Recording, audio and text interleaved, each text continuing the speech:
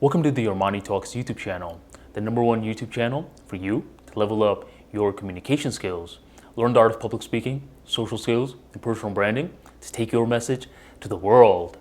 For today's episode, we're going to be talking about focus.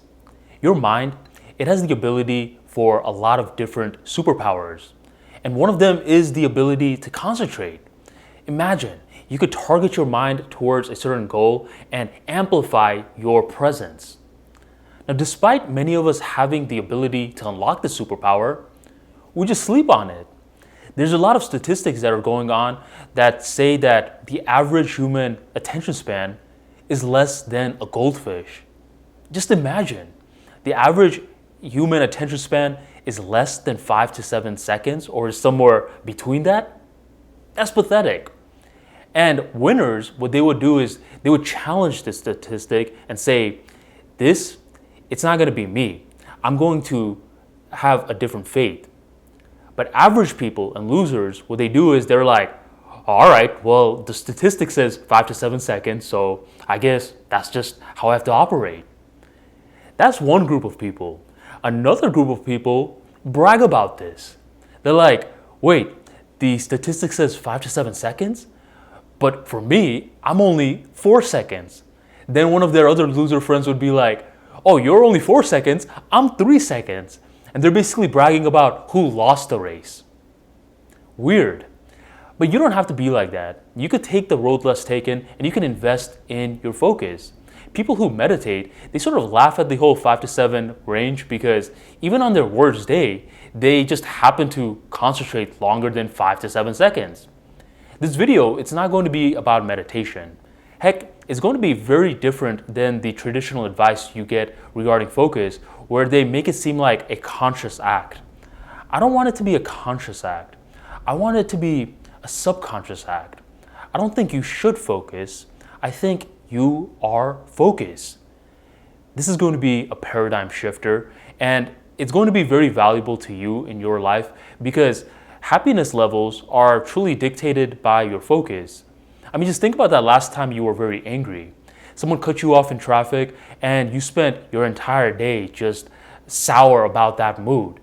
While instead, you could have just shifted your focus towards something that you were happy about. You'll understand how much of your anger, your frustrations, your jealousy melts away once you understand how to control this superpower, the ability to focus. And that's what you are going to be learning in today's episode. If you're excited, make sure you drop a like right on below. I want to tell you a story about John. There was a boy named John, and he used to share a room with his sister. His sister was a little girl, and she used to play with dolls. She had all the Barbies, the Kens, a big dollhouse. And she had such a big collection that often her dolls would spill over to John's side of the room. And he didn't like that. He wanted some privacy. He wanted his own spot. One day, he goes to his mom, and he's like, yo, mom, do you mind if I just get my own place? Can I please move into the basement? And she's like, the basement? No, John. The basement is super dirty. There's rats, there's mice, there's cockroaches. You're gonna just stay in the room with your sister, and you're gonna like it. John was upset, but what else could he do? A few months passes on by, and John's dad ends up getting a new job. A job that's going to require the entire family moves. Well, they do move to a brand new place, but guess what else happens? They move to a brand new house. And this house has an extra room, a room that is solely reserved for John. John is so happy. He goes into his room. It's so clean, it's so nice, so polished. And he's just brainstorming what he's going to do. The Michael Jordan poster is going to go right there. The Ferrari poster is going to go right there. My bed, it's going to be in the middle of the room. My other pictures is going to be there. And he's just planning out the whole thing. The room is empty right now, but he's going to make it nice. He's going to make it full of life. Within the next few weeks, his imagination is turning into reality, and he's filling up his room and he's taking care of it. When you get something new, you take care of it. The room is very clean, it's polished, it's shiny. Soon enough, the entire neighborhood starts to hear what a nice room that John has. And his friends start to come and start to hang out in his room. They play video games, they tell stories, they tell jokes, and they kill a lot of time in John's room. Now, you know what normally happens when a lot of people gather in a room? It gets messy.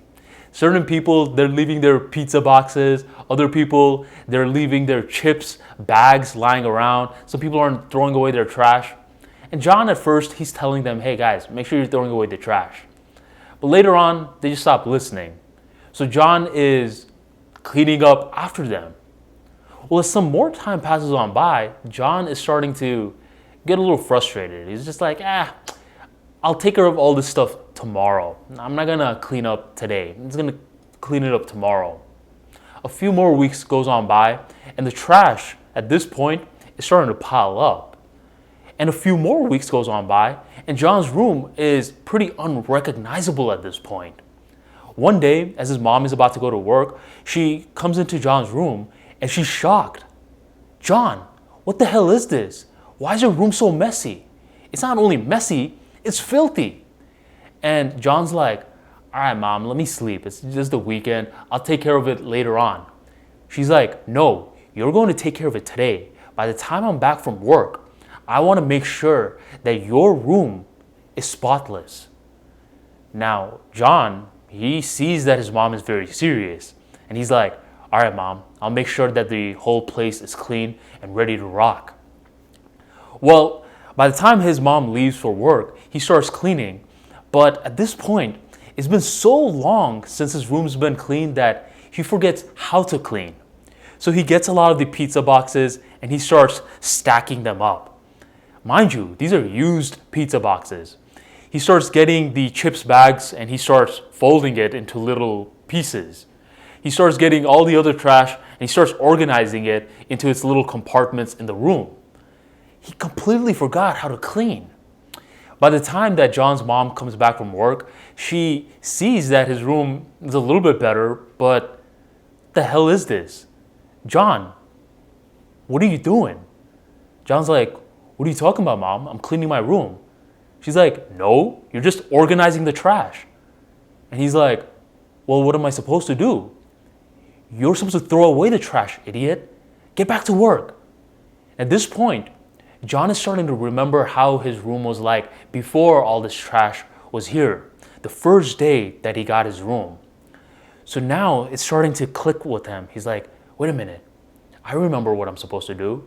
So he gets a trash bag. He starts dumping the pizza boxes and the other trash items into the bag. He throws it away, and now his room is looking clearer.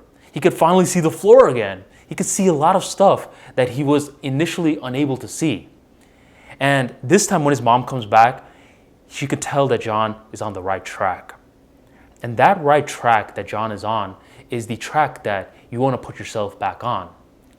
Don't you see?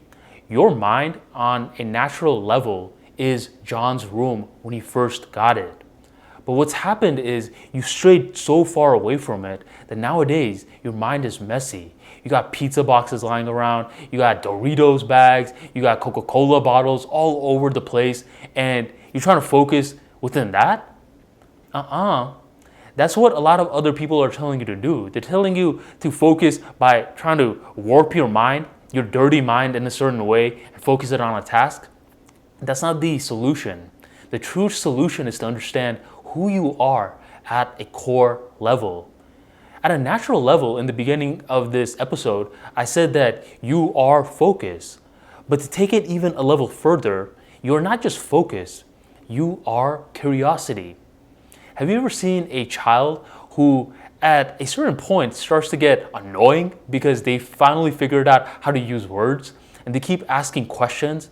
Are we there yet? Where do kids come from? Why aren't you doing this? Why? So at a baseline state, you at your core level, you are curiosity. So what does curiosity and focus have to do with one another, Armani?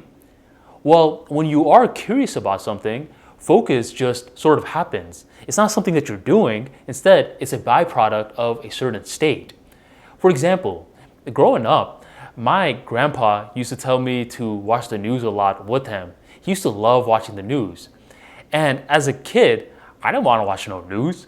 Instead, I wanted to watch wrestling. I loved wrestling. My brother was a Kane fan. I was a big fan of The Rock. We liked Dragon Ball Z too. These were stuff that we were curious about. But we didn't want to let our grandpa down. So when he told us to watch the news with him, we're like, all right. And as we were watching the news, we were just kind of like, he's just like, are you paying attention? I was just like, yeah. But by the time Dragon Ball Z and wrestling came around, things were completely different. We were just like, and we were just happening to focus because there was genuine curiosity regarding what we were consuming. And certain people, they're like this with gossip. The same people that are like, oh, I can't focus for longer than 5 to 7 seconds. If you go up to them and you're like, you won't believe what Billy did. And they'll be like, what? Well, what did Billy do? And you're like, nah, I can't tell you. They're like, well, why the hell did you bring it up in the first place? A few weeks goes on by and you're like, all right, I'm going to tell you what Billy did. And at this point, they have been waiting. They've been waiting for this moment. And they're just like this the entire time. Your story about Billy could go on for 7 minutes, 10 minutes, an hour, and they'd just be sucking up all the information like this. So you don't have a focus problem, you have a curiosity problem. What you are trying to consume right now, you have very minimal curiosity for because you're all scattered. You have too much trash in your mind. You have too much trash in your room. So what's the solution? Well, when I say at a baseline state that you are curiosity, I mean it. You are always asking questions. The more you know, the more that you want to know. But there's tiers to curiosity. There's primal curiosity, and then there's active curiosity. Let's break down both. Primal curiosity is a curiosity that's naturally ingrained within you. For me, no one has to say, yo, Armani, learn about storytelling, because it's something that I enjoy. It's one of my passions. So I naturally get curious about it on my own. And when I'm curious about it, I am more than willing to learn. And as I'm learning, I just suck up the information because the primal curiosity is there. So ask yourself, what are your primal curiosities? Is it regarding dance? Is it regarding how to solve a Rubik's Cube? How to become a black belt in karate? We all have natural primal curiosities which are within us. No one is teaching this for us. All right, so this is one level of curiosity. Now, another one is active curiosity. Look, here's the thing.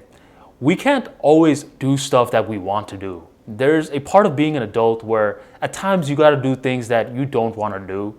So in these situations, you're going to ask, well, how do I get curious about it?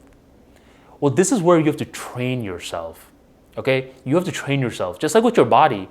If you don't do anything with your body, if you just treat it the same way as it is, then eventually your muscles are going to degrade. You're going to feel very stiff, not flexible at all.